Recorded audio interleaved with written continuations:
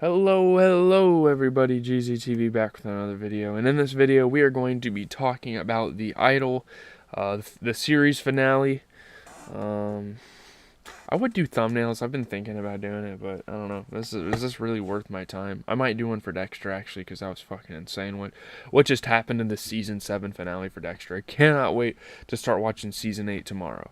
But yeah, The Walking I'm actually watching The Walking Dead right now. I have like 26 minutes left. I actually watched an episode of Black Mirror today that we're set to talk about tomorrow. But let's talk about The Idol. Let's get this show out of the damn way. This is supposed to be the finale.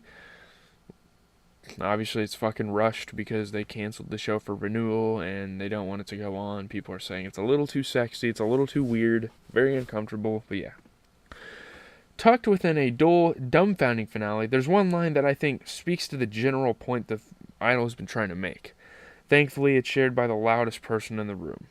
Andrew Finkelstein hasn't been around much. The Live Nation rep, played with demented backroom Hollywood energy by Eli Roth, popped up in the premiere as part of the executive class concerned that Jocelyn's, played by Lily Rose Depp, her personal crisis might impact her professional ambitions, their bottom lines. Obviously, they're too selfish to give a fuck about her. They just want to see how it'll affect them, how it'll affect their money streams, I guess.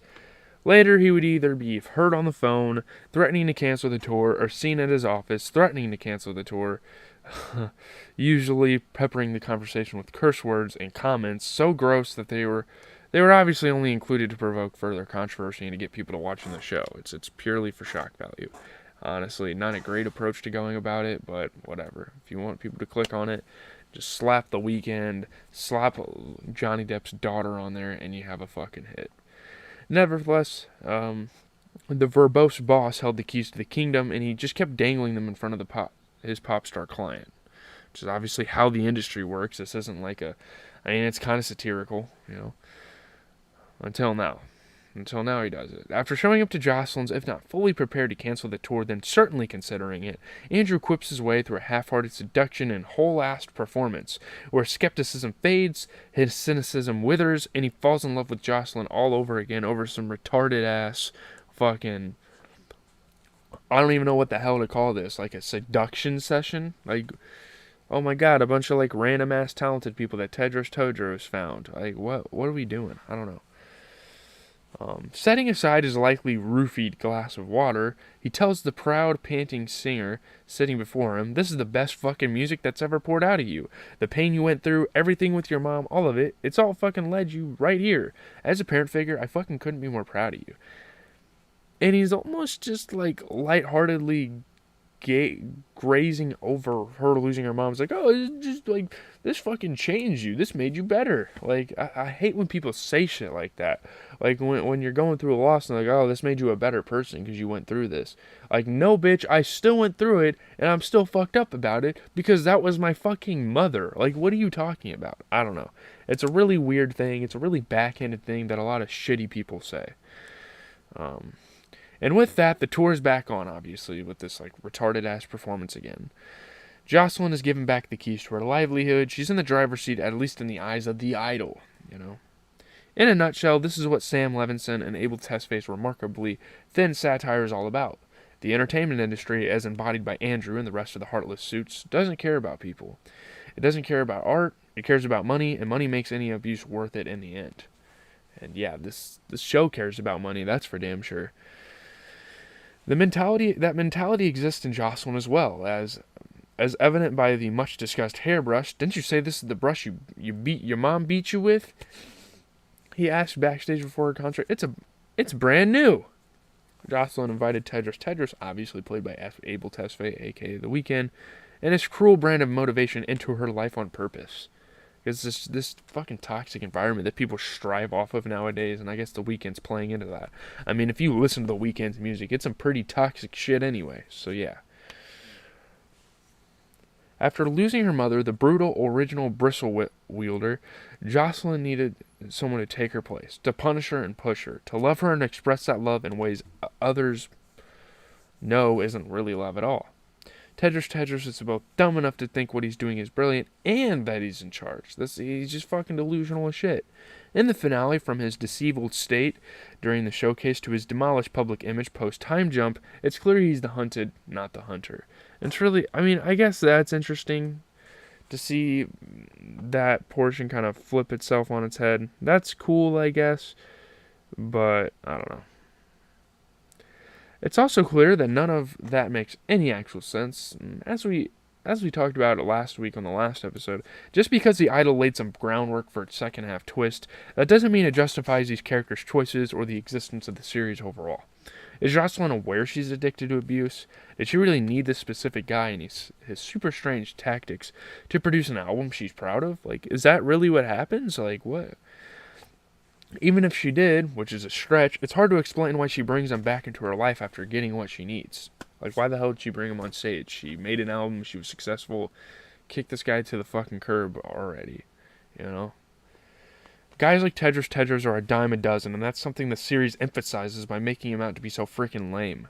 No matter how impressed Nikki, played by Jane Addams, is with the singer's Tedros found, that doesn't stop her from ruining his life and then laughing maniacally after recapping how she did it.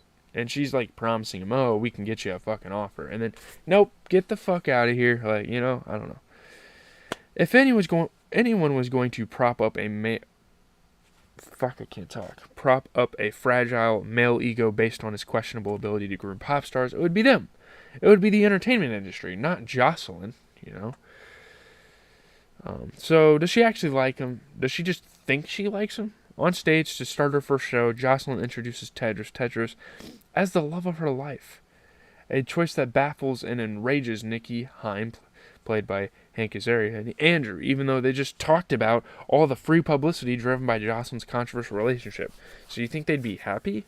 But she then emphasizes their new dynamic by whispering to Tedros, you're mine forever. Now go stand over there. Like, be my fucking puppet. Be my fucking decoy or whatever. That's really weird. To be clear, Jocelyn and her team annihilated this man. Talia, the very bribable Vanity Fair reporter played by Harry Neff, published a story that featured quotes from the hookers he used to pimp out. He lost his club, the IRS is going after him, his failed rap career is now a known joke, and Haim even mocks Mauricio, Tedros' real name, for being a 2-time Employee of the Month at Carl's Jr. Carl's Jr. That's fucking awesome. I think that's funny, though. I'm not gonna lie. That was funny.